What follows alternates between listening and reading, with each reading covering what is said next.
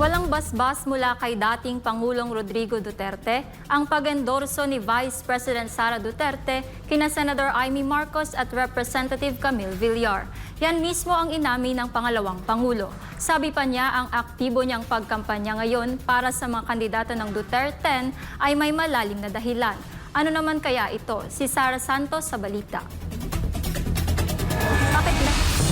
Ibinahagi ni Vice President Sara Duterte na ang iligal na pagkakaaresto kay dating Pangulong Duterte na ikinukonsidera ng kanilang kampo bilang kidnapping ang nagtulak sa kanyang aktibong pangangampanya para sa 2025 elections. Matatanda ang una ng sinabi ni VP Sara na wala siyang planong mag-endorso ng sino mang kandidato matapos ang mga kaganapan noong 2022 elections. Kasi ang nag-trigger ng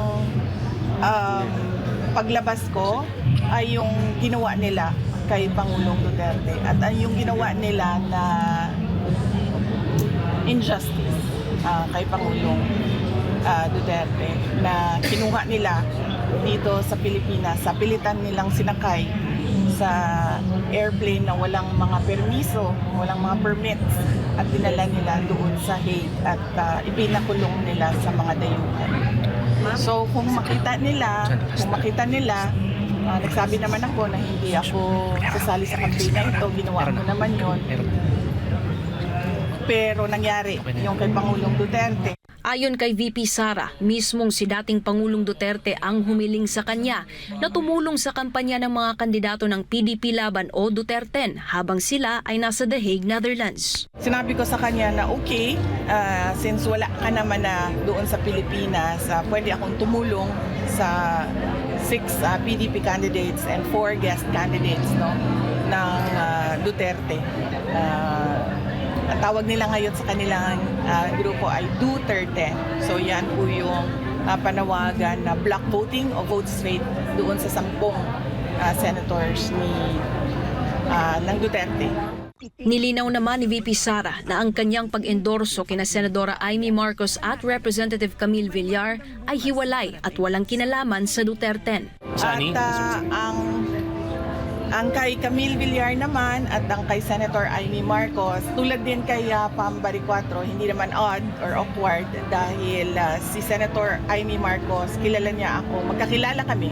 At si Camille naman ay matagal ko na rin siyang kilala. Aminado si VP Sara na wala silang naging pag-uusap ni dating Pangulong Duterte tungkol kina Amy Marcos at Camille Villar, kaya't walang basbas mula sa kanyang ama ang pag-endorso sa mga ito.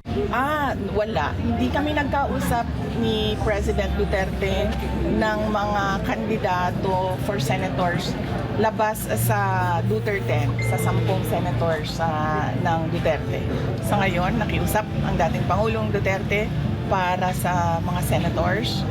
At sinabi ko nga, kaibigan ko, si Senator Amy Marcos at si Senator Camille Villar. Kulang din naman kasi ng 2 kandidato yung 10 dahil as a voter, tayong lahat ay binigyan tayo ng right to vote for 12 senators. Sa kabilang banda, buo naman ang tiwala ni Vice President Sara Duterte sa kanyang legal team kaugnay ng kinahaharap niyang impeachment case. Ayon sa kanya, handang-handa ang kanyang mga abogado at kumpiyansa silang mapapawalang sala siya sa mga paratang laban sa kanya. Nung pag-uwi ko galing The Hague ay nag-meeting kami dahil isa din yun sa mga inaasikaso ko at sinabi nila that they are more than confident in winning the impeachment trial, impeachment case.